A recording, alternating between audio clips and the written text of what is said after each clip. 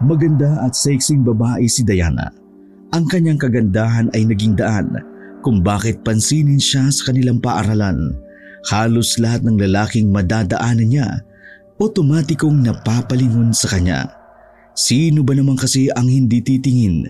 Kahit na hindi humuhugis ang kanyang katawan sa uniforme, kitang-kita ang kanyang alindog sa mukha niya pa lang. Lalo na ang mga tingin niya na para bang makalaglag ng brief sa mga kalalakihan. Sabi nga ng ibang lalaki, para siyang anghel na bumaba sa lupa. Napaka-perpekto kasi ng mukha ng babae. Matangos ngunit maliit ang ilong. May kasingkitan ngunit katamtaman lamang magmula sa labi kahit walang lipstick. At kahit hindi hawakan ang labi niya, makikitang malambot iyon na tila ba hindi pa nadadampian. Ang taglay na kagandahan ng babae ay ginamit niya kapag meron siyang lalaking gustong makuha. Lingid kasi sa kaalaman ng lahat, si Diana may itinatagong kahiligan. Sabi ng iba, mahilig ang babae sa mga gawaing mapusok. Hindi lamang halata sa kanyang mukha dahil mukha siyang inosente. Ay, ang ganda-ganda ko talaga. Nasa loob ng sasakyan ang babaeng si Diana habang nakaharap sa maliit na salamin. Makailang ulit nang napatingin sa kanya ang kanyang driver na halata namang naaakit kay Diana. Kuya Rov, maaga mo kung sunduin mamaya. May gagawin ako. Sige po ma'am. Mas matanda lamang sa kanya ang driver niya ng 3 taon at dahil ayaw niya sa pangit, gwapo ang kinukuha niyang driver. Para kasi kay Diana, mas gumagaan ang araw niya kapag nakakakita siya ng gwapo. Bumaba na si Diana ng sasakyan. Napatingin sa kanya ang ibang estudyante na pumapasok sa gate. Sa 4 na taon niya sa paaralan na yun, nasanay na lang din siya sa paulit-ulit na eksena. Para siyang artisang pinagtitinginan at giningitian ng mga tao. Nang pumasok na siya ay naglalakad siya sa hallway. Nakita niya agad ang isang lalaking estudyante na halos 1 buwan niya nang minamasdan. Nakukuha kasi ng lalaking yun ang kanyang atensyon dahil nga werdo at kakaiba ang lalaki sa paningin niya. Huminto siya sa harapan ng lalaki. Nagtataka naman ang lahat ng nakakakita. Ikaw, anong pangalan mo? Ako? May iba pa bang ikaw? Tumingin-tingin muna ang lalaki sa paligid. Nahihiya ito sa eksenang ginagawa ni Diana. Tinatanong kita, anong pangalan mo? Vicente. Vicente ang pangalan ko. Bakit? Samahan mo ko. Hinawakan ni Diana si Vicente sa braso at sapilitang hinila palayo sa hallway. Parang mga asong naglalaway naman ang mga lalaking naiinggit. Nakarating sila sa hardin ng kanilang paaralan kung saan wala nang gaanong taong naruroon. Binitiwan ni Diana ang binata, saka tumingin ng diretso. Sandali, hindi kita kilala. Anong kailangan mo sa akin? Unti-unting lumapit si Diana sa binatang si Vicente. Tila ba naakit ito, ngunit hindi iyon tumatalab sa binata. Ang weird mo. Ikaw lang yata ang hindi tinatalaban ng kagandahan ko sa school na to. Anyway, mas okay na yun para makapag-focus tayo sa study. Study? Anong ibig mong sabihin? May nag-recommend sa akin na friend ko. Sabi niya, matutulungan mo raw ako sa mga subjects ko. Matalino ka raw eh. Nag-tutor ka ba? Magpapa-tutor ka sa akin? Ikaw? Bakit? Ayaw mo ba? Hindi naman. Pero bakit ka magpapa-tutor sa akin? Bobo ka ba? Naningkit ang mata ng babae habang si Vicente naman parang nahihiya pa. Sorry, lahat kasi nang nagpapa-tutor sa akin talagang mababa ang utak. Pero hindi ka naman siguro ganun.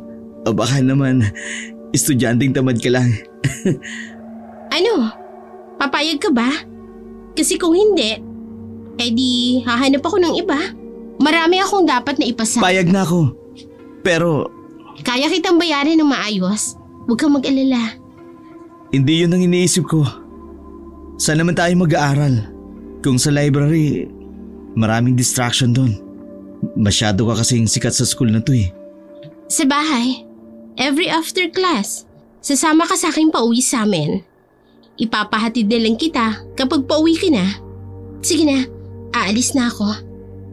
Naiwang nakanganga si Vicente habang kikay namang umalis ang babae. Bit-bit ang kanyang mamahaling bag na galing pa sa ibang bansa. Mayaman ang pamilya ni Diana. Ang kaso nga lang, nasa Europa naman pareho ang kanyang mga magulang.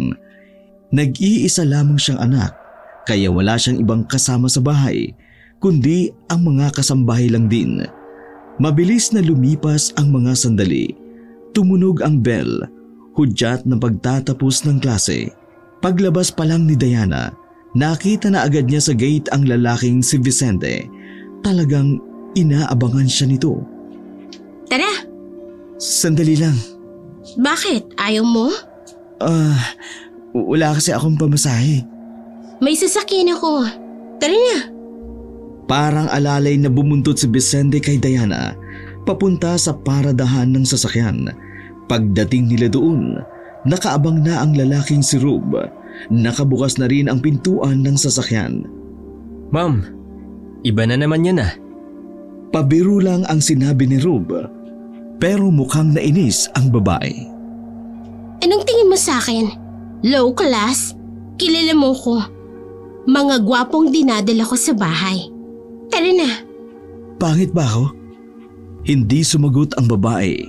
Nauna na rin itong maglakad. Inirapan na lang ni Diana ang binatang si Vicente. Ang tingin niya lang kay Vicente, isang kasangkapan para makapasa siya sa kanyang subjects. Kahit kailan, hindi niya na-imagine na makikipagtikiman siya rito. Lahat ng lalaking gugustuhin ni Diana, madali niyang nakukuha. Madali niyang makakasama sa kama. Pero kahit na ganun, pinananatili ni Diana ang kanyang pagiging high class. Tinuturing niya lang na laruan at parausan ang mga kalalakihan. We're here, ma'am. Alam ko, dito ako nakatira eh. Pagbaba nila, sinuyod ni Vicente ng tingin ang buong paligid. Namamangha ito, parang nakarating na kasi sila sa probinsya. Marami kasing puno at parang ang bahay lang ni Diana ang naruroon sa lugar na yun. Grabe, dito ka nakatira? Ang layo naman, mahigit 1 oras din yung biyahe natin. Daldal mo, sumunod ka sa akin. Hindi maiwasan ng binata ang mamangha sa laki at ganda ng bahay. Nagiging ignorante na ito nang hindi nito namamalayan. Papasok na sana sila sa main door, pero nagkalaglagan ang mga dalang gamit ni Vicente. Napalingon din si Diana. Naiirita kasi siya sa mga lalaking mahinhin. Nang tingnan ni Diana ang mga nagkalat na gamit sa lapag, nakita niya ang itim na libro. Napuko noon ang kanyang tingin, kaya naman inagaw niya yun mula sa kamay ni Vicente. Wag mong basahin yan. Bakit wag? Baka lalo ka lamang mawerdoan sa akin. Tsaka, alam ko hindi yan yung mga libro na gusto mong basahin. Hindi nagpapigil ang babae. Binuklat nito ang libro. Sa unang pahina, nakita ni Diana ang pamagat na Aswang sa Probinsya. Hindi na nito binasa pa ang sumunod. Sinarado na nito ang libro at hindi ibinalik sa lalaki. Kunin mo to sa akin kapag tapos ko ng basahin. Teka, nagbabasa ka niyan? Ayoko muna ng tanong.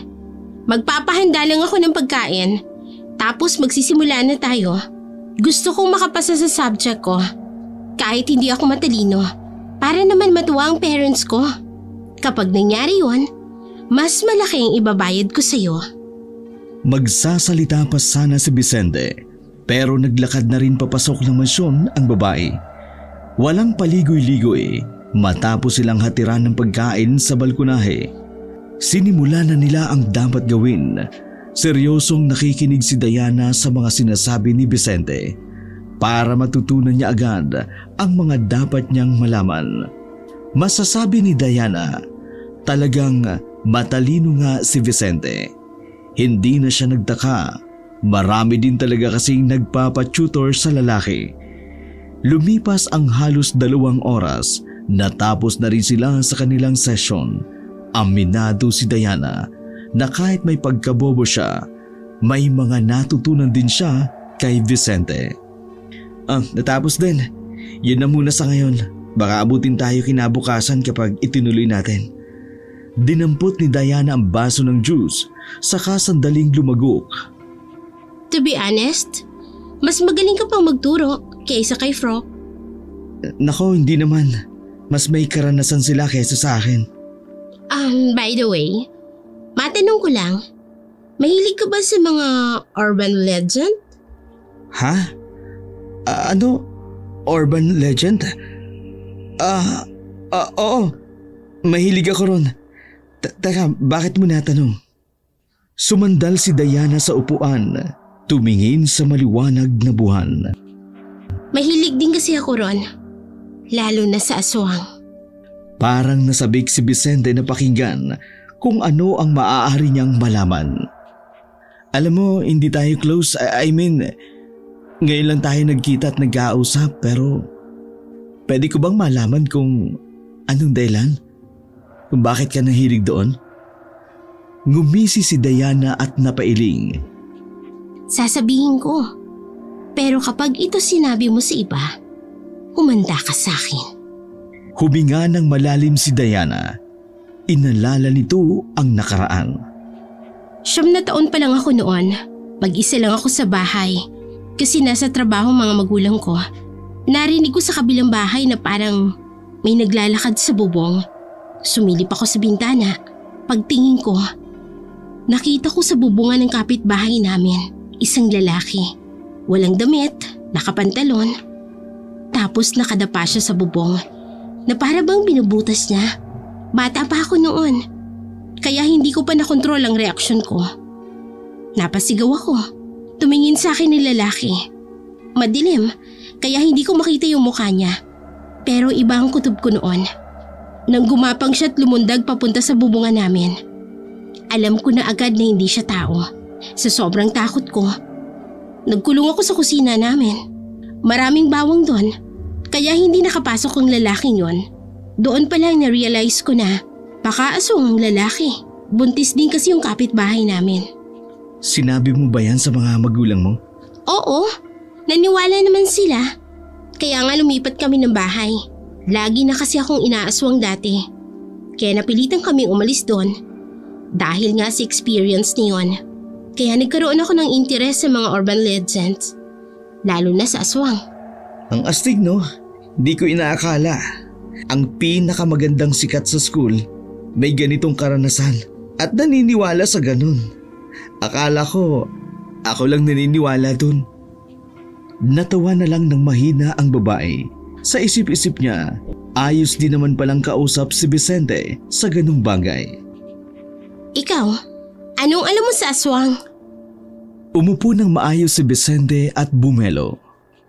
Marami silang uri. Tik-tik, wakwak, manananggal, abwak, basta marami. Pero ang mas nakatatakot, yung tik-tik. Kasi ang mga tik-tik, madalas sila nagkakagusto sa mga magagandang katulad mo. Baka nga tik-tik yung nakita mo nung bata ka pa eh. Tinatakot mo ba akong weirdo ka? Hindi naman. Huwag kaya kitang ipahatid pa uwi para maglakad ka palabas ng village namin.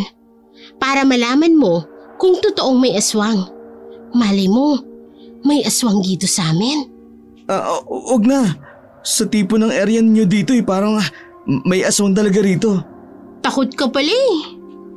Tumayo si Diana nang makitang may pumasok na gwapong lalaki sa kwarto nito. Diyan ka lang, may gagawin lang kami. Ibibigay ko sa iyo ang bayad ko kapag natapos na kami. Anong gagawin niyo? Hindi na sumagot si Diana. Isinarado na lamang nito ang pinto ng balkonahe. Nakita na lang ni Vicente mula sa salamin na naghahalikan si Diana at ang gwapong lalaki sa silid. Sabi nila walang boyfriend to. Sino yun? Nanlaki ang mga mata ni Vicente nang makitang nagsimula na ngang magbakbakan sa loob. Tukaan ng tukaan ang dalawa habang si Vicente naman buhay na saksi lamang. Puro ungol at mura ang naririnig ni Vicente roon. Hindi siya mapakali. Hindi siya komportable dahil yun ang unang pagkakataon na nakakita siya ng ganun. Masyado pang inosente ang isip ni Vicente sa ganung bagay. Sa katunayan, hindi pa siya nakararanas na makarating ng langit kasama ang isang babae.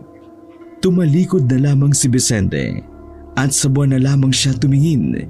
Makalipas ang isang oras, humupa na rin ang tila digmaan sa silid ni Diana.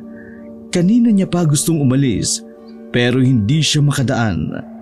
Mga ilang sandali lang, muling nagbukas ang pinto ng balkonahe. Bumungad si Diana na nakatapis lang ng kumot habang ang lalaki naman kaswal lang na lumabas ng silid na parabang walang nangyari. Ito na ang bayad ko. Sabihin mo kay Kuya Rob, ihatid ka hanggang sa inyo. Pambihira ka naman. Hindi mo naman nasabi na mag-aanuhan kayo ng boyfriend mo. Sana pinalabas mo muna ako. Kunwari ka pang hindi gusto yung mga nasaksihan mo. Sige na. Aalis na ako. Hoy! Araw-araw mo akong tutulungan. Baka nakakalimutan mo. Oo na. Oo na. Maputi din si Vicente kaya kitang-kita rin ang pamumula nito. Natawa na lang din si Diana. Muling huminga si Diana sa kanyang pagkakahawak sa kama. Sobrang gaan talaga ng ganyang pakiramdam kapag may naikakama siyang lalaki. Pinikit ni Diana ang kanyang mga mata. Hindi nito namamalayan, nakatulog na pala siya sa sobrang pagod. Nagising si Diana dahil sa malamig na hangin nagmumula sa nakabukas na balkonahe. Nagtaka ang babae. Sa pagkakatanda kasi ni Diana, naisara niya na ang balkonahe na yun. Bakit pa nakabukas ito? Kinis naman. Ang lamig-lamig eh. Walang kasuot-suot ang babae na bumangon. Kampante siyang wala namang makakakita sa kanya. Kahit pumunta pa siya ng balkonahe. Dumungaw siya roon, wala namang katao-tao. Pero nang nagbalik na siya at isinara ang balkonahe, nakarinig siya ng sitsit. Agad na nagtayuan ang kanyang mga balahibo. Natatakot kasi siya tuwing nakaririnig siya ng sitsit. Ganun na ganun ang narinig niya noong inaswang siya noon. Mabilis siyang pumasok ng silid. Nagmamadali siyang nagbihis. Kinuha niya rin ang cellphone. Tinawagan ang kanyang driver na si Rob. Kuya Rob, pakitingnan nga sa labas kung may ibang tao. Lumabas ng silid ang babae. Nakasalubong niya ang lalaking si Rob sa hagdanan. Ma'am, wala naman. May nararamdaman ako kanina. 3:00 na po ng madaling araw, ma'am. Wala na pong gising. Tulog na po ang mga kasambahay. Tayong dalawa na lang po. Hindi pa nakontento si Diana. Lumabas ito ng mansyon. Tiningnan ang paligid. Wala silang nakitang bakas pero hindi pa rin mawala ang takot ng babae. Bumalik ang kanyang trauma noong bata pa siya. Ma'am, di po kaya guni-gunin niyo lang? O kaya naalimpungatan lang po kayo? Napabuntong hininga ang babae. Pinagpalagay na lamang niya na guni-guni niya lang ang mga narinig. Ay, siguro nga guni-guni ko na nga lang. O ikaw, bakit gising ka pa? Tinawagan niyo po ako, ma'am eh. Pasensya na. Sige na, matulog ka na ulit. Tumango na lamang ang lalaking si Rob. Bumaba ito ng hagdan habang si Diana naman napaupo na lamang sa baitang at napailing. Tama, hindi na ako inaaswang. Bata pa ako noon at wala na yun ngayon. Huwag kang mag-isip ng kung ano-ano, Diana. Parang tangang kinakausap ni Diana ang kanyang sarili. 1 buwan ang nakalilipas. mas naging madalas ang pag-uusap at pagkikita ni Diana at ng werdong si Vicente. Yun ay dahil nagiging maganda ang epekto ng pagtuturo ng binata kay Diana. Napagpasyan kasi ng mga magulang ng dalaga na si Vicente na lang ang opisyal na tutor ng babae. Kumbaga, kinontrata si Vicente para si Diana lang ang kanyang tuturuan. Bukod pa roon, malaking pabor na rin kay Diana na nakakasama niya si Vicente. Dahil sa mga nakalipas na linggo, napapadalas din ang pakiramdam ni Diana na parabang may sumusunod sa kanya at nagmamasid. Wala ka bang sundo ngayon? Bakit tayo magta-tricycle? Wala si Kuya Rob. Umuwi sa kanila. Patay daw kasi yung lola niya. Nasa gilid ng kalsada ang dalawa nang may dumaang tricycle at pinara ni Diana. Nagtaka si Vicente dahil sa ibang direksyon sila pumunta. Sa pabalik-balik kasi ng binata sa bahay ni Diana, kabisado nito ang daan patungo roon. Uy, bakit dito tayo dumaan? Palayo na ito sa bahay niyo ah. Sino bang nagsabi na pupunta tayo sa bahay? O di ba nag-aaral tayo? Ngumiti ng nakakaloko ang babae. Itinuon nito ang atensyon sa cellphone.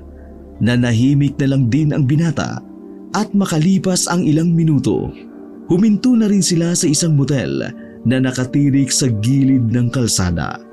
Pagbaba pa lang ng dalawa, nakaramdam na kaagad ng kaba ang binata. Tila iritado naman ang mukha ni Diana. Hindi niya gusto ang pangungunsumi ng lalaki. Uy, isang buwan pa lang tayo magkaibigan. Hindi porket nalaman mong virgin pa ako, dito mo na ako dadalhin. Huwag naman ganyan. Sumingkit ang mata ni Diana. Natatawa na lang siya dahil sa sinabi ng binata. Ang totoo kasi, meron siyang gustong kitaing tao. Isang lalaki na ilang araw niya lang na nakatext at nakakatawanan. Ang lalaking iyon ang labis na pumukaw ng atensyon ng dalaga. Hindi naman sobrang gwapo ang lalaking iyon. Masasabi ni Diana, simple lang ang mukha. Pero grabe ang sex appeal. Kahit alam pa niyang mas matanda sa kanya ang lalaki ng halos 2 dekada. Ano bang tinitingnan mo sa cellphone mo? Kanina ka pa tingin ng tingin dyan. Pinakita ni Diana ang larawan ng isang lalaki na parabang nasa 45 ang edad. Malinis at mukhang disente ang nakita ni Vicente sa screen. Mas mukha pang ang matinong tingnan kesa sa kanya. Oh, papa mo? Anong gagawin ko sa papa mo? Ang slow mo talaga. Hindi ko yan papa. Ano? Papa ko yan. Papatirikin ang mata. Ha? Pinagsasabi mo? Hindi ko alam. Pero iba ang dating niya sa akin. May something sa kanya. Malalaman ko yon kapag nasa loob na ako ng motel na yan. Ibig mong sabihin, makikipag-anuhan ka sa ano na yan? O bakit? Masama ba? Uy, parang tatay mo na yan ah. Ano ka ba? Wala ka na ba talagang delikadesa? Kababae mong tao eh. Bakit ang hilig mong… Bakit? Mga lalaki lang ba ang pwedeng makipagtalik sa kung sino-sino? Hindi ba pwedeng gawin din yun ng isang babae? Malamang hindi. Babae kayo. Dapat iniingatan nyo ang puri ninyo. Hindi yung kung sino-sino lang sumasakay sa inyo. Ano ka ba, Pok? Pok! Yan ba ang sasabihin mo? Hindi ako ganun. Ginagawa ko ito kasi hinahanap-hanap ito ng katawan ko. At kahit na ganito ako, hindi naman ako kalad ka rin. Marunong akong pumili ng lalaki na alam kong hindi patapon. Kahit pa, hindi ka ba nahihiya? Baka kung ano sabihin ng iba. Alam ba nila? Ikaw lang naman ang nakakaalam. At saka, teka nga, bakit ka ba nakikialam? Tutor lang naman kita. Sino ka ba? Ito naman, tutor lang ba talagang tingin mo sa akin? Oo. Ano pa ba dapat? Akala ko kasi itinuturing mo na rin akong kaibigan. Ako kasi, ganun ang tingin ko sa'yo ngayon. Pasensya ka na. Hindi pala tumugma. Umirap na lamang si Diana Ayaw niya kasi ng drama sa buhay. Hanggat maaari, gusto niya lang ng chilang na buhay. Huwag kang lumagpas sa kung ano lang dapat na meron tayong dalawa. Huwag mo kong pakikialaman sa mga gusto ko. Sige, magmulangin, bahala ka na. Aalis na ako. Hindi naman parte ng pagiging tutor ko ang ihatid kita sa motel. Tawagan mo lang ako kapag tapos na kayo. Mag-enjoy ka sana. Hindi na nagsalita pa si Diana. Pumasok na ito sa loob ng motel habang naiwan namang nakatayo si Vicente. Bago umalis si Vicente, naramdaman niyang parang may kumukulo sa kanyang belt bag. Nang buksan niya iyon, naalala niyang dinala niya pala ang langis ng kanyang lolo Ampio. Ang langis na yun daw ang nakakadetect kung may aswang nga sa paligid. Nanlaki ang mga mata ng binata habang tinitingnan ang langis. Sigurado siyang may aswang sa area na yun, pero mas pinili na lamang niya ang umalis dahil sa inis sa dalaga. Samantala, agad namang nakuha ni Diana ang numero ng silid kung saan naghihintay ang lalaki. Ang lalaking iyon na nagpakilala sa kanya bilang Alejandro. Nakilala niya lamang iyon sa isang dating site. Gabi-gabi niyang nakakausap sa call and text si Alejandro. Dahil din sa lalaki, kaya pansamantalang natigil ang pagiging playgirl niya. Kumbaga, natuon lang talaga ang focus ni Diana kay Alejandro. At ang dahilan, hindi niya maipaliwanag, basta't pakiramdam niya lang may kakaiba sa lalaki na dapat niyang malaman. Pagbukas niya ng pinto ay bumungad si Alejandro na nasa isang lamesa. Hindi kalayuan sa kama, may alak sa lamesa. Naroon din ang pagkain na sakto lamang para sa kanila. Para bang isang date ang napuntahan ni Diana sa halip na bakbakan kaagad. Lumapit agad si Alejandro sa kanya at inalalayang makaupo. Nice to see you again, Diana. Pero, eto ang una nating pagkikita. Tama ba ako? Ang ibig kong sabihin, parang nakita na kita noon. You look so familiar.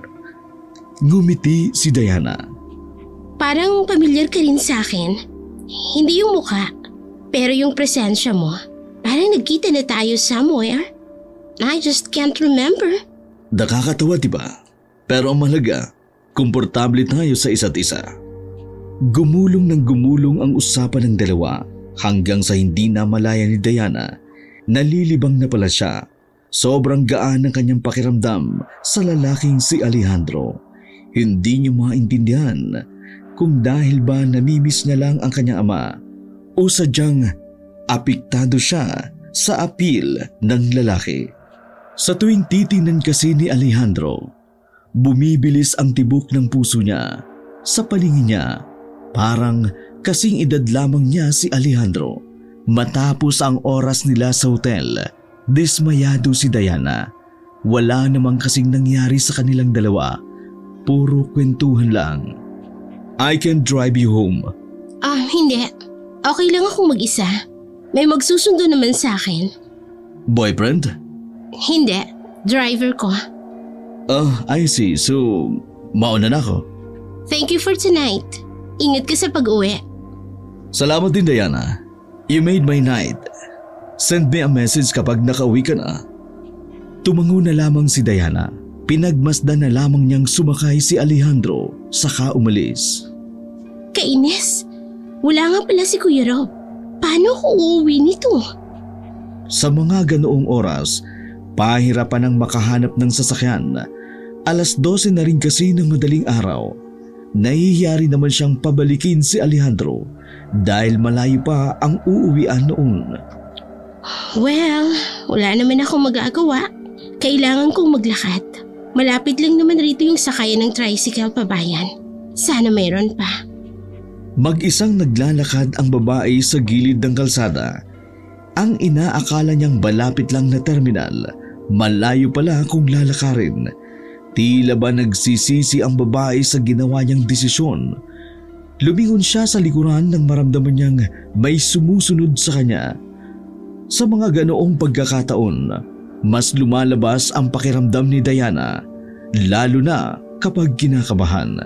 Dinukot niya sa bag ang ballpen na maaari niyang ipangsaksak dahil sa kaba, para bang wala ng espiritu ng alak sa kanyang katawan. Kinakabahan si Diana noong mga sandaling iyon. Mas nakadagdag ba sa pagkabahala niya ang ideyang walang ibang naroon kundi siya lamang. Kung sino ka man, pwede kitang pagbigyan. Huwag mo lang akong saktan. Nilakasan na lamang ni Diana ang loob na sabihin iyon. Sa isip-isip niya kasi, baka may manyakis na nakasunod sa kanya. Nang wala namang tumutugon, nagmamadaling maglakad na lang ang babae. Halos matapilok pa siya dahil sa taas ng kanyang takon. Makailang ulit na rin siyang napalunok. Kahit hindi siya paladasal, bigla na lamang nakabisado niya ang ama namin. Kung sino-sinong santo na rin ang kanyang tinatawag. Napatili si Diana nang may humawak sa kanyang balikat. Nasa aktong sasaksakin niya sana ng ballpen na yun. Nang mapagtantong si Vicente pala yun, agad niyang pinagpapalo ng kanyang shoulder bag ang lalaki sa sobrang inis. Walang hiya ka? Tinakot mo ko eh. Ano bang ginagawa mo? At bakit mo ko sinusundan? Aatakihin ako sa puso dahil sa'yo. Galing ako sa bahay niyo. Ang tagal mo umuwi. Kaya binalikan kita rito. Nag-alala kasi ako eh. Hindi ka nagre-reply. Pero pagpunta ko ng motel, wala ka na daw dun. Kaya dito na ako pumunta. Naisip ko kasi baka naglakad ka since wala ka namang masasakyan. Pero hindi kita sinusundan ha. Kaya nang matanaw kita, tumakbo agad ako. Hindi mo ko sinusundan. Patago-tago ka pa nga. Uy, hindi ah. Nung matanaw kita, lumapit ka agad ako. Bakit naman ako magtatago? Hindi ikaw yung nakasunod sa akin? Meron ba? Kanina, ramdam ko. Alam mo kanina bago ako umalis, may aswang sa area ng motel. Napahaplos ka agad ng braso si Diana.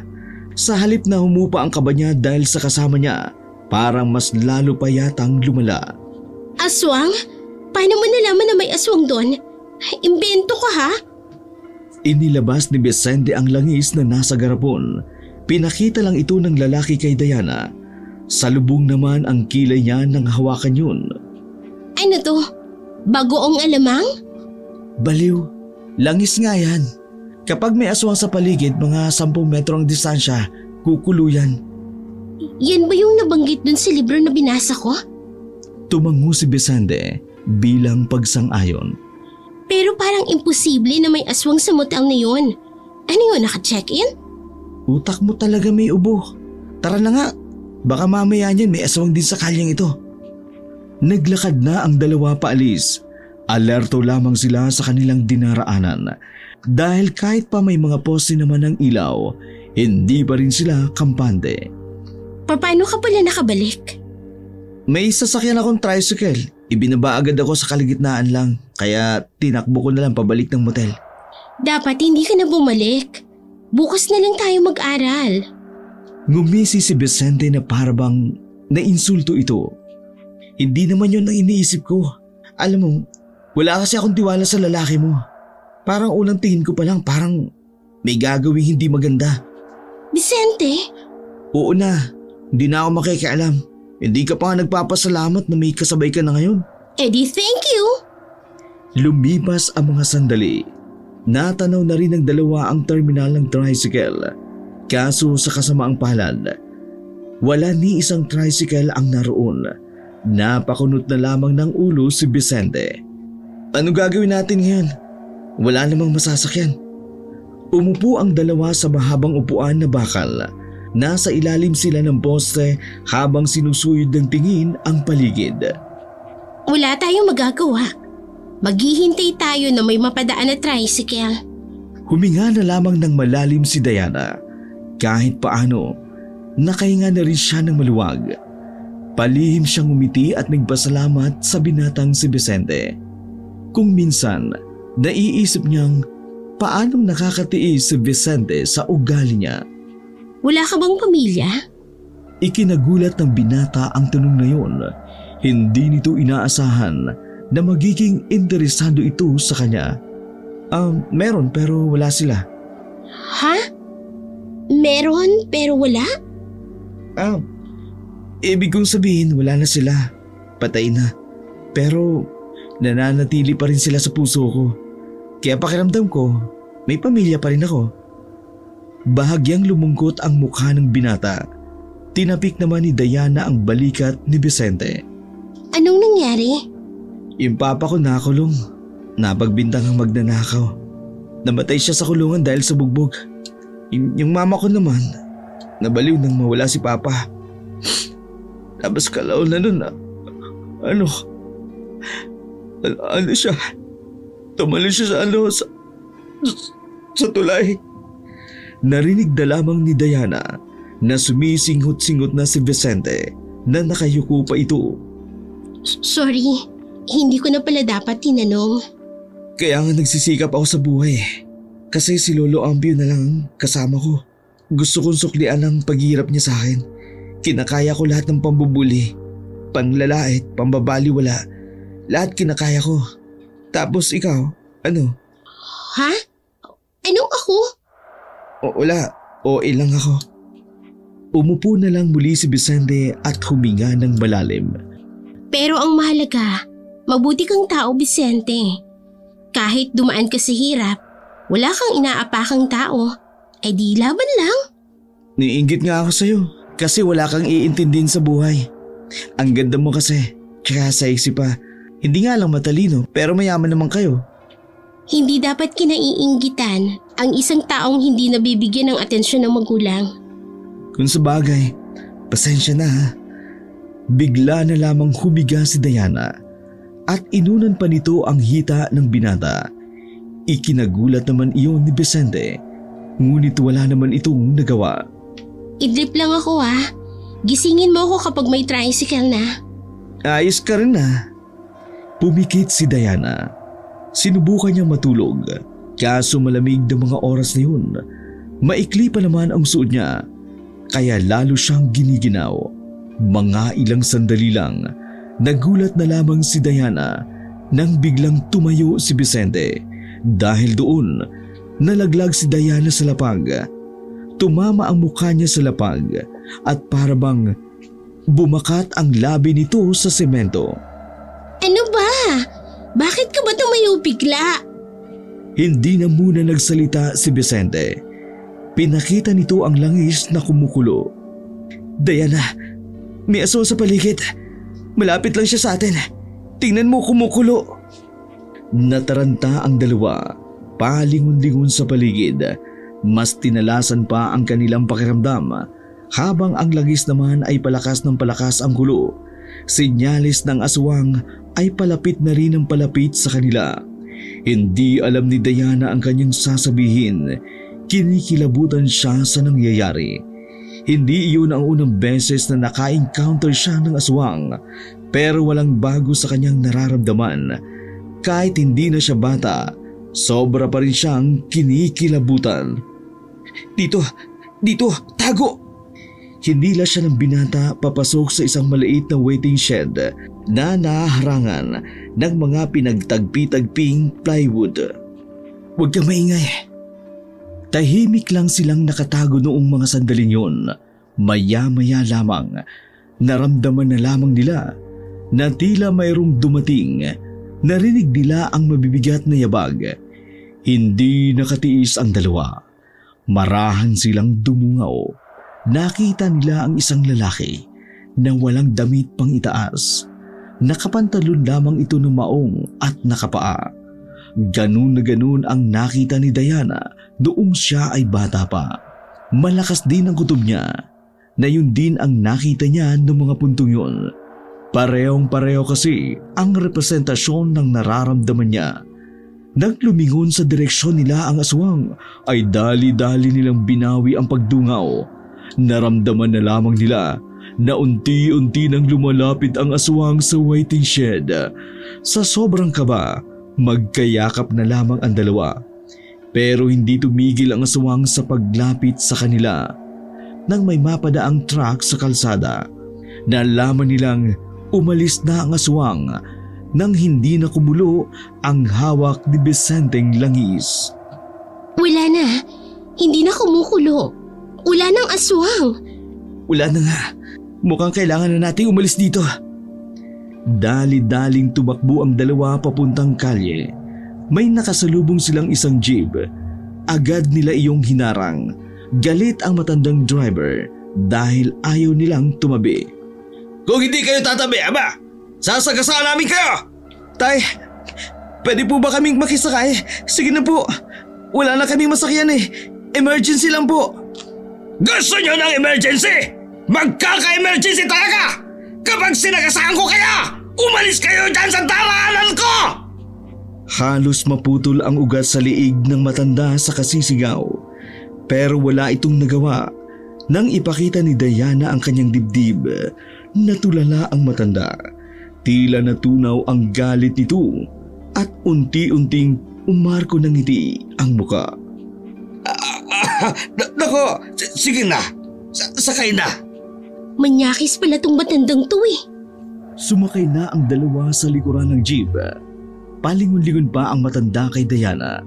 Pero pinagsabihan naman ito ni Vicente. Nakarating sila sa bayan ng ligtas. Sa lugar na iyon, marami-rami ng tao. Gawa ng sa palengke nga pala ang destinasyon ng matanda. Matapos makapagpasalamat, naglakad na rin si Diana at Vicente.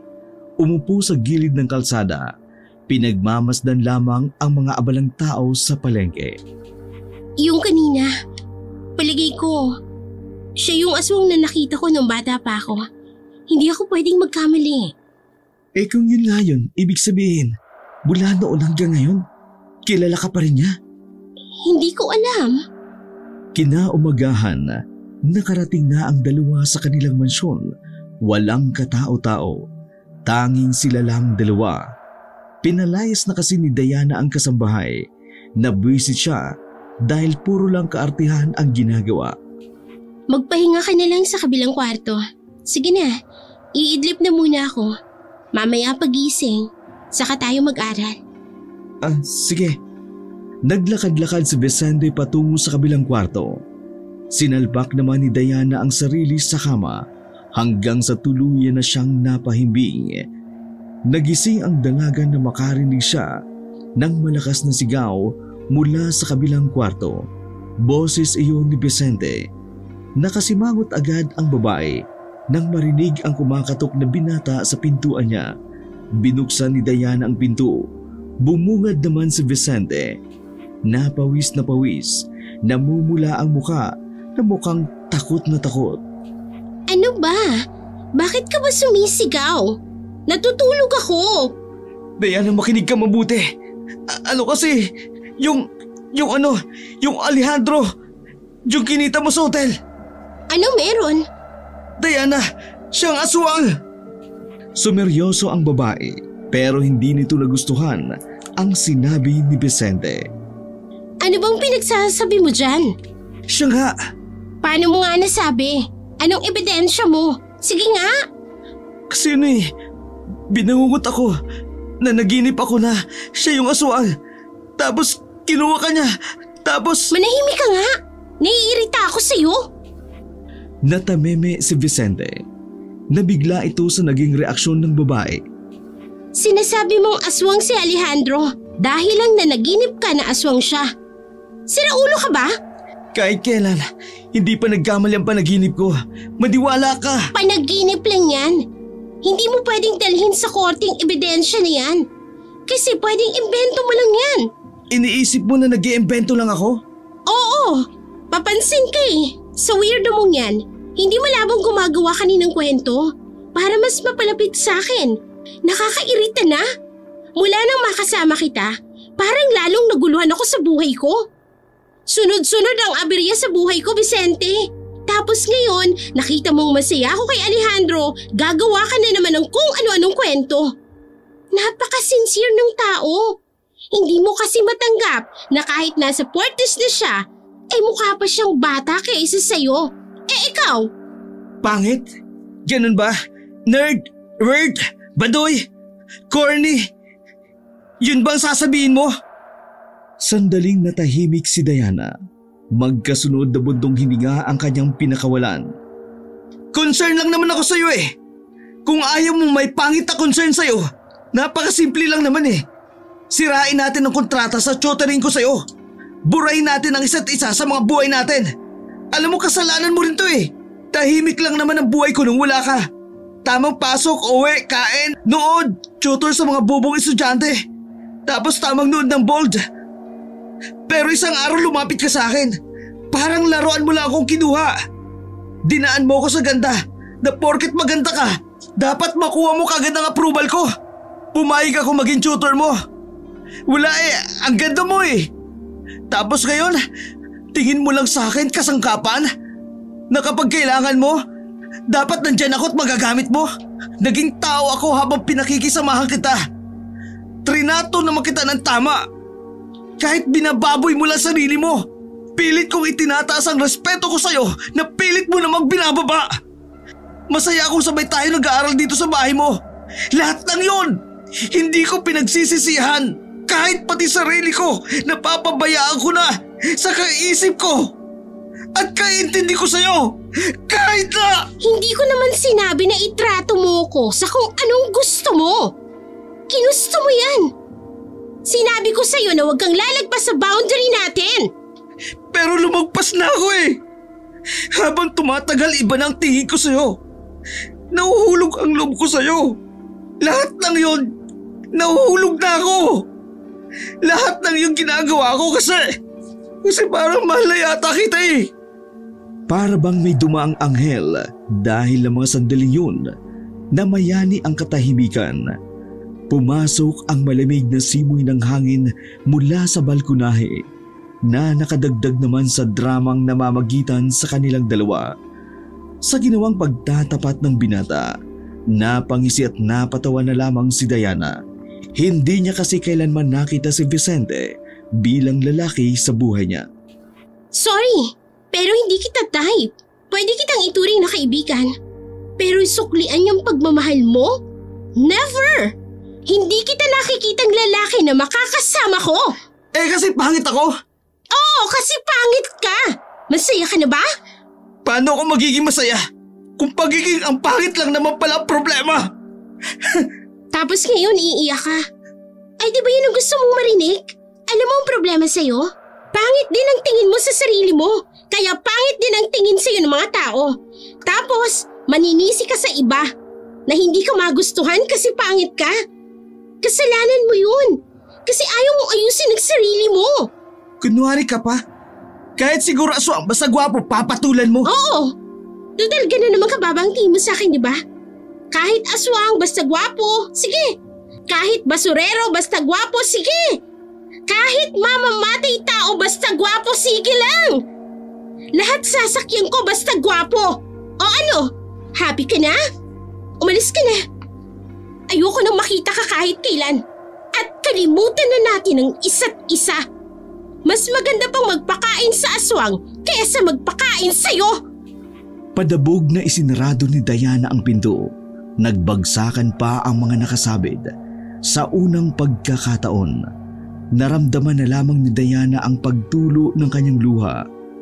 Hindi niya inaakala na ganun ang magiging impact sa kanya ng mga sinabi ni Vicente. Dinampot na lamang ni Diana ang kanyang cellphone. Makikipagkita na lamang siya kay Alejandro. Pagdating ng tanghali, umalis siya ng mansyon. 12:00 na nagkita sila ni Alejandro sa plaza. Hindi siya pumasok noon para lang makipaglandian. Gusto niyang libangin ang sarili niya para lamang makalimot. 4:00 na ng hapon, niyaya ni Alejandro si Diana sa bahay nito. Agad din namang pumayag ang dalaga nang hindi man lang nag-iisip.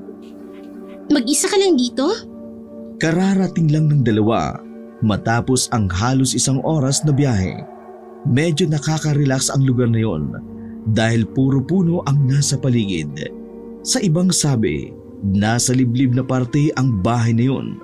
Kasama ko rito noon yung ex-wife ko. Nag-asawa siya ng iba kaya mag-isa na lamang ako. Huwag kang mag-alala. Matagal na yun, kaya wala na akong sabit. Hindi ko naman iniisip yon. Pinaupo na muna ni Alejandro ang dalaga sa sofa at kinuha ang bag nito saka iniligay sa kabilang sofa. Pasensya ka na, ang layo ng bahay ko. Ganitong lugar kasi ang gusto ko. Tahimik, malayo sa ingay at sariwa ang hangin. Naku, ayos lang naman. Masaya nga ako kasi nakaka-relax dito. Dito ka lang. Ipagluluto kita ng makakain. Sige, maraming salamat. Kasyual na nagtungo ang lalaki sa kusina. Napatingin pa si Diana roon. Kahit anong gawin niya, hindi niya talaga nakikitaan ng pagiging aswang si Alejandro. Malayong malayo sa sinabi ni Vicente. Para sa kanya, marahil gumagawa lamang ng kwento si Vicente para layuan niya si Alejandro. Kung totoo man ang panaginip na yun, hindi niya yun dapat isipin dahil panaginip lamang iyon. Habang abala ang lalaking si Alejandro, sinuyod naman ni Diana ang tingin sa paligid ng bahay. Saka lamang niya napansin na parang ang dilim. Hindi dahil sa walang ilaw o mahina ang liwanag, kundi dahil na rin sa mga disenyo ng bahay na halos lahat ay kulay itim. Napukaw ang atensyon ni Diana sa isang maliit na ribulto na nakapatong sa antigong lamesa sa gilid. Ang maliit na ribulto na yun ay may pakpak, sungay at kakaiba ang pagkakahulma ng mukha. Ang weird din pala ng taste ni Alejandro sa interior design. Siguro dahil may edad na din siya. Bumalik na rin siya sa sofa. Ang lahat ng kanyang napansin ay pinagsawalang bahala na lamang niya. Hindi na siya nag-isip ng kung ano-ano pa dahil katwiran niya sa sarili niya. Naroon siya para makapag-relax at para na rin mailabas ang init ng katawan. Kalahating oras na ang lumilipas, natapos na rin ang niluluto ni Alejandro. Sabay na silang kumain sa lamesa. Graduating ka, di ba? Oo. Ang bata mo pa, pero bakit interesado ka sa akin? Malapit na ako mag-50. Mas may bata pa naman dyan, di ba? Sawa na ako sa mas bata. Gusto ko namang makatikim ng matanda. Kakaiba ka rin ah. You're so wild. Napangiti na lamang si Diana. Hindi pa nakakalimang minuto'y nakaramdam na si Diana ng pagkahilo. Noong una, inakala niyang lumilindo lamang. Pero pagtingin niya kay Alejandro, lumalabo na ang kanyang paningin. Alejandro, anong nangyayari sa akin? Diana, ang sabi ko naman sa'yo last time, nice meeting you again. Nagkita na tayo noon. Naguguluhan ang babaeng si Diana ng mga sandaling yun. Naaanigan niya pa na parang nakangiti ang lalaki. Hindi malaman ni Diana ang dahilan. Wala siyang nakikitang pag-aalala sa mukha ni Alejandro kahit nahihilo na siya. Sa wakas, hindi na narinig ni Diana ang sinabi ni Alejandro dahil tuluyan na siyang nawala ng malay. Wala nang kaalam-alam ang dalaga kung ano pa ang mga nangyari. Basta't nang magising siya, nasa isang silid na siya ng maraming rosas. Pipikit-pikit matapang bumangon ang babae. Napahawak siya sa kanyang ulo at sumasakit pa ang kanyang ulo. Teka, iba na ang suot ko. Napansin niyang naging pulang dress ang suot niya. Nang ilibot niya ang kanyang tingin sa malaking silid, nakita niya si Alejandro na nakaupo sa parang trono sa gilid ng silid. May hawak iyong wine glass na may alak na amoy ubas. Alejandro, nasan tayo? Ano to? Wala ka bang naaalala sa gabing ito? Ha? Sandaling bumalik sa alaala ni Diana ang mga sinabi ng lalaki bago siya nawalan ng malay. Diana, isipin mong mabuti, 11 taon na ang nakalilipas mula nung una tayong magkita. Sandali, ngayon lang naman tayo nagkakilala. Saka anong sinasabi mong 11 taon? 9 years old pa lang ako noon. Teka, Sumilay ang nakalulukong ngiti sa mukha ng lalaking si Alejandro. Sa ngiting iyon, nakaramdam si Diana ng kakaibang takot. Tila ba nagbago ang tingin niya kay Alejandro? Ang maginoo at matipunong lalaki nagdulot sa dalaga ng pagkailang, pagkabahala at kaba. Tama ang iniisip mo, Diana. Tama. Nanlaki ang mga mata ng babae. Tinangka niyang tumakbo, ngunit nadapa lamang siya dahil nakakadena ang magkabila niyang paa. Sorry. Nakalimutan ko palang nakakadena ka pala. Marahang bumangon si Diana habang dinadama ang pagtama ng dibdib sa simento. paano mo ko nagawang lukuhin? Paano? Simple lang. Napakababa mo kasing babae. Napakadali mong kunin. Kumagat ka sa paing ko. Matagal ko ring hinintay ang pagkakataon na ito para lamang mahanap ka. 11 taon, Diana. 11 taon. Sabihin mo, ikaw ba talaga ang aswang na nakita ko noon sa bubungan ng kapitbahay namin? Tumayo si Alejandro, lumapit sa babae. Hinaplos nito ang pisngi ng dalaga. Ako nga, wala nang iba. Pakawalan mo ko dito. Hindi na ako interesado sa'yo. Kahit kailan ayoko makipagbakbakan sa kama sa isang aswang. Oops, wag mong sabihin yan. Matagal ako naghintay. Kaya wag mong sasayangin ang lahat ng ginawa ko. Wala ka namang ibang gagawin. Kung hindi, ang magpaanak sa akin. Kapag nangyari yun, magkakaroon tayo ng isang magandang pamilya. Kinilabutan si Diana kay Alejandro. Hindi niya inakala na ang lalaking nais niyang matigman. Ito pala ang aswang na matagal nang naghahanap sa kanya. Kung nakinig lamang siya kay Vicente, hindi sana siya aabot sa ganoong punto. Magpaanak? Nababaliw ka na ba? Sa tingin mo papayag ako na magpabuntis sa isang aswang? Manigas ka! Nagbago ang reaksyon ng mukha ni Alejandro. Tila ba naiinis ito sa pagmamatigas ni Diana. Hinawakan ni Alejandro ng maigpit ang buhok ng dalaga. Persahan nitong iniangat ang ulo ng babae. Saka ipinakita ni Alejandro ang pagpapalit ng kanyang itsura. Nanginginig sa takot si Diana dahil sa humahabang tenga at dila ni Alejandro. Nakakakilabot din para kay Diana ang pulang-pulang mata ng lalaki. Aswang! Aswang ka nga! Bitiwan mo ko! Nagbubumigla si Diana, ngunit masyadong malakas si Alejandro. Hawak-hawak ng lalaki ang braso niya. Napasigaw na lamang siya nang makaramdam na may humahagod na dila ng aswang sa kanyang pisngi. Maraming salamat. Kung hindi kita nakita sa bintanang yon, marahil walang saysayang buhay ko ngayon. Hindi! Ayoko sa'yo! Kahit kailan hindi ako papayag na makasama kang aswang ka! Mas pipiliin ko pang mamatay kaysa magkaanak sa'yo! Mas pipiliin ko pang mabaog kaysa makabuo ng isa na ikaw ang ama! At sinong gusto mo? Yung kaibigan mo yun? Siya ba? Gusto mo bang patayin ko na lamang siya?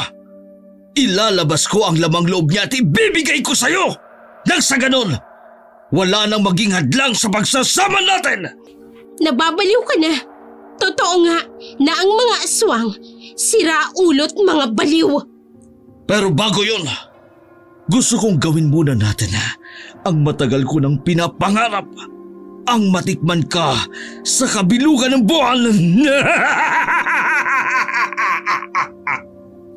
Lalong nanlamig sa kaba nang sapilitan na siyang itayo ni Alejandro. Lumitaw-litaw ang dila ng lalaki na siyang nagpatayo sa balahibo ni Diana. Tinulak ni Alejandro ang babae hanggang bumagsak si Diana sa kama na puno ng rosas. Isa-isa nang inalis ni Alejandro ang kanyang kasuotan. Sa kauna-unahang pagkakataon, wala man lang naramdamang init sa katawan si Diana. Ang tanging nasa sistema niya ay takot at kaba. Pangamba na baka magtagumpay si Alejandro sa nais nitong gawin sa kanya. Aalisin ko ang kadena mo para naman maipakita mo sa akin na mas wild ka pa sa aswang na katulad ko. Walang kahirap-hirap na sinira ng lalaki ang kadena habang si Diana naman nakasiksik sa pinakadulong parte ng kama. Wag! Lumayo ka sa akin! Aswang ka! Tumawa lamang ng tumawa si Alejandro. Tumulo pa ang malapot na laway nito sa kama. Tara na, Diana. Gumawa na tayo ng anak. Isang tao, isang aswang. Hindi mo ba iniisip ko ano magiging kalalabasan? Gumawa kayong mag-isa mo! Hindi. Kasama kitang gagawa. Dahil ikaw ang magiging ina ng mga anak ko. Tumigil ka! Menopause ka na! Sinipa ni Diana ang mukha ni Alejandro. Sinamantala niya iyon para tumakbo sa pintuan. Nabuksan niya iyon pero sa kasamaang palad, nahawakan na siya ng lalaki sa damit. Malakas siyang hinila pabalik ng kama na parang isa lamang siyang papel. Ang ayaw ko sa lahat, yung masyado akong binibitin. Sira ulo ka din no? Nung una nating pagkikita, gusto kong may mangyari sa atin. Pero ayaw mo. Tapos ngayon maglalaway ka dyan. Buwang ka ba? Hindi naman kabilugan ng buwan noon. Ngayon, bilog na bilog ang buwan. Tamang oras para gumawa ng sanggol na aswang. Muling lumapit si Alejandro. Pumaibabaw ito sa dalaga. Wala nang magawa si Diana ng mga sandaling yun, kundi ang sumigaw na lamang ng sumigaw. Vicente! Tila ba nagkaroon ng himala nang tawagin niya ang pangalan ng binata. Biglang napaalis si Alejandro sa kanyang ibabaw nang may pumalo sa likuran nito. Nakalimutan mo yata isara ang pinto, aswang! Kasama ni Vicente ang lulo nito, isang magsasaka na minsan kumalaban na ng aswang. Ikaw! Layuan mo ang babae yan! Trasya na nga po ko! Lolo naman, para naman kayong timang. Nang maglabas ng itak ang matandang si Ambio, tila na alarma ang aswang. Ngunit ganun pa man, hindi umatras si Alejandro. Sa halip, mas lalo pa nitong binago ang anyo. Anong akala nyo? Makukuha nyo sa akin ang babaeng ito? Tigilan mo na yan, Alejandro! Matanda ka na! Magbukos ka na lang kung kailan ka mamamatay! Ikaw ang manahimik! Mas matanda ako sa'yo! Pero mas mukha ka pang 50 kaysa sa akin! Natameme si Vicente sa kanyang narinig. Pero nang dahil doon, mas lalong lumakas ang kalooban ng lalaki. Agad namang tumayo si Diana. Pumunta sa likuran ng maglolo. Umalis na tayo rito! Nakakatakot siya! Apo, iha, mauna na kayong lumabas. Ako nang bahala sa isang ito. Sumang-ayon si Diana at Vicente. Hinanap ng matanda ang aswang na si Alejandro. Tumakbo naman agad palabas ng bahay ang dalawa. Paano mo nalaman na nandito ako? Nung natutulog ka, nilagyan ko ng tracker ang cellphone mo. Para kung sakaling mawala ka, alam ko kung saan ka pupuntahan. Palihim na humanga ang babaeng si Diana. Hindi niya inakala na si Vicente ang magliligtas sa kanya sa dami-dami ng lalaking nakilala niya. Mas malaki at maskulado ang katawan. Si Vicente pa talaga. Napatpatin ang katawan ang kasama niya ngayon. Hawak-hawak ang kamay habang tumatakbo. Sandali! Huminto saglit. Bakit? May natapakan ako. Nang ilawan ni Vicente ang cellphone, nakita niyang dumudugo ang paa ng babae. Pasanin mo ko, dali!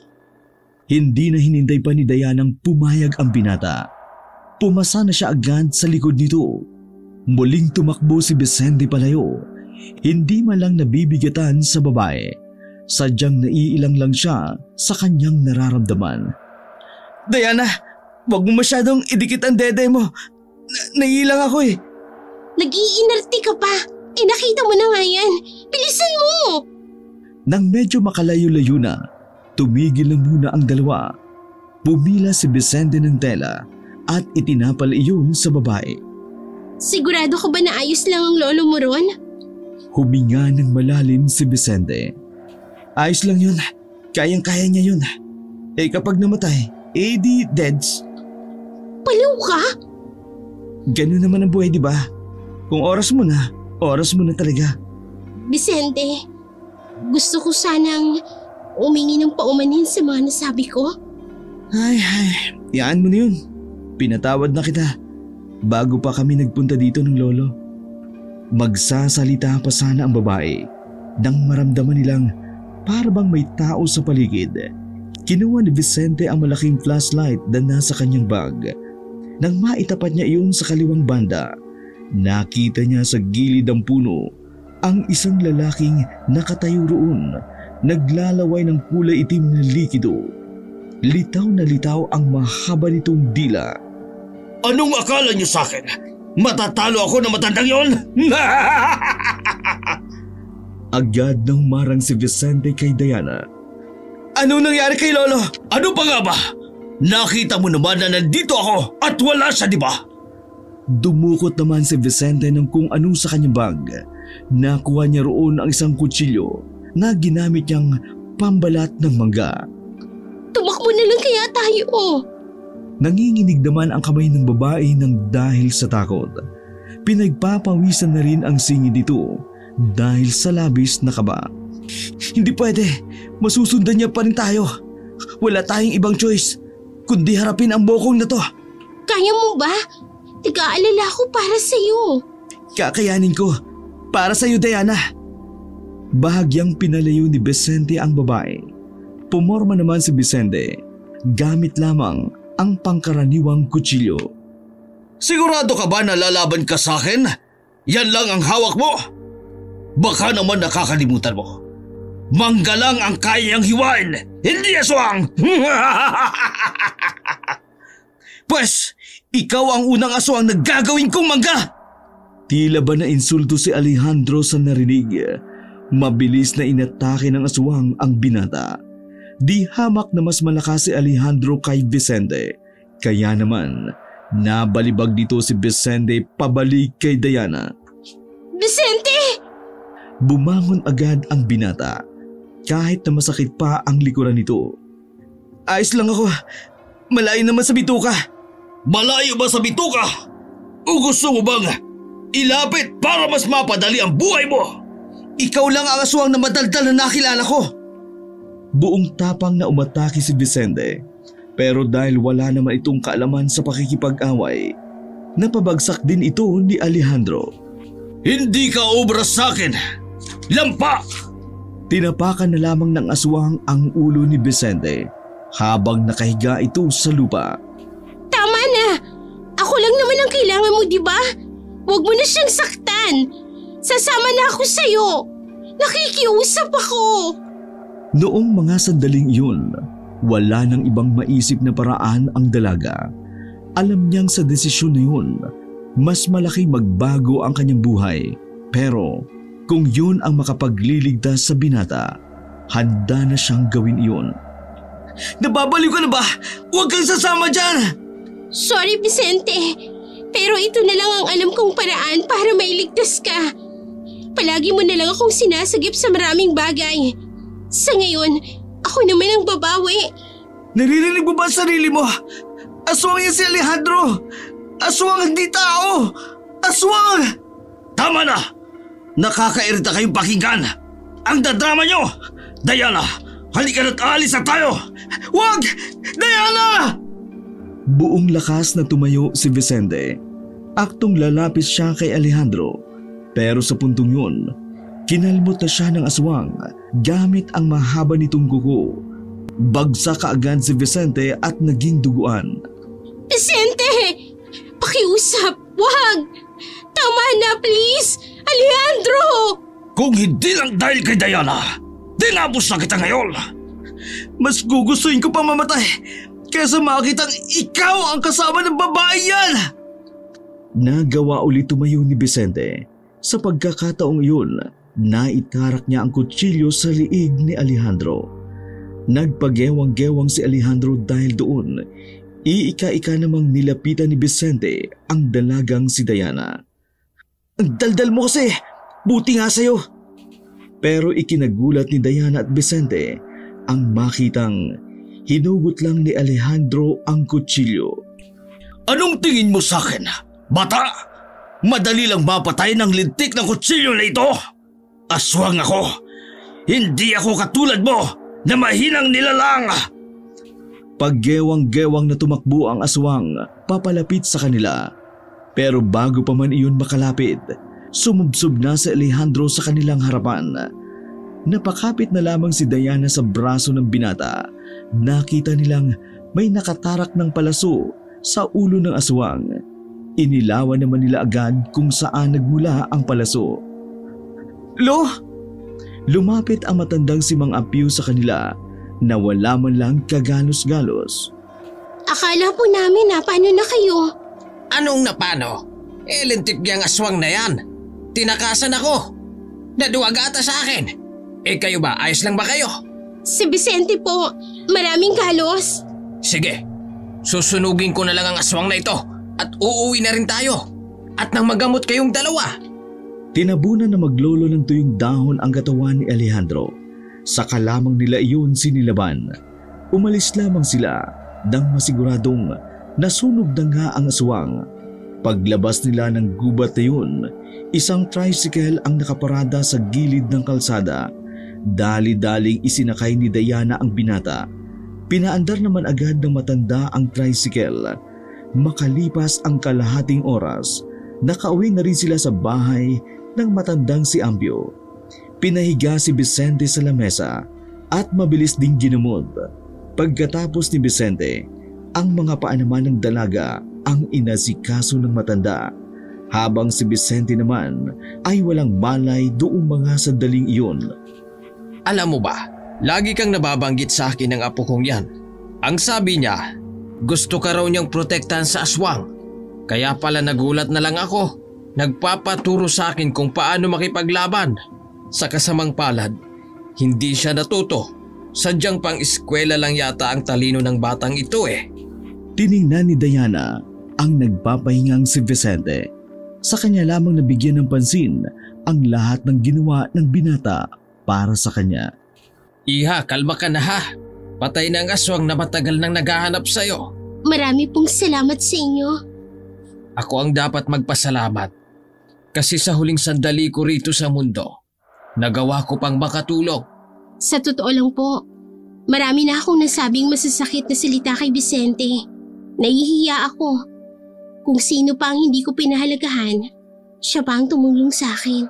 Iha, pinatawad ka na ni Vicente. Kaya patawarin mo na rin ang sarili mo. Mas magiging masaya siya kapag ganon. Alam mo, kapag nakita mo na ang taong laging nandyan sa liwanag at sa dilim ng buhay mo, ibig sabihin, iyon na yon. Ha? Huwag mo nang hahayaang makawala pa. Si Vicente. Sa mga sandaling iyon, saka lamang napagtanto ng dalaga na hindi niya pala kayang mawala si Vicente sa buhay niya. Sa kanyang pag-iisa, ang binata lamang ang tanging karamay niya kahit isang buwan pa lamang silang magkakilala. Habang pinagbamasdan niya si Vicente, dito niya naramdaman na parabang si Vicente lang ang taong gusto niyang makasama. Kinabukasan, paggising ng binata, kinausap agad ito ng dalaga. Nagkaayos sila. Magmula noon, mas naging maganda ang pagsasama ng dalawa. Tumagal ng halos isang oras ang panliligaw ni Vicente at sinagot rin siya agad. Para kasi kay Diana, ayaw niyang magpaligoy-ligoy pa. Wala na siyang pakialam kung hindi kasing gwapo o kasing macho ng iba si Vicente. Ang mahalaga lamang sa kanya ay kaya siya nitong protektahan sa lahat ng oras, lalo na sa mga aswang.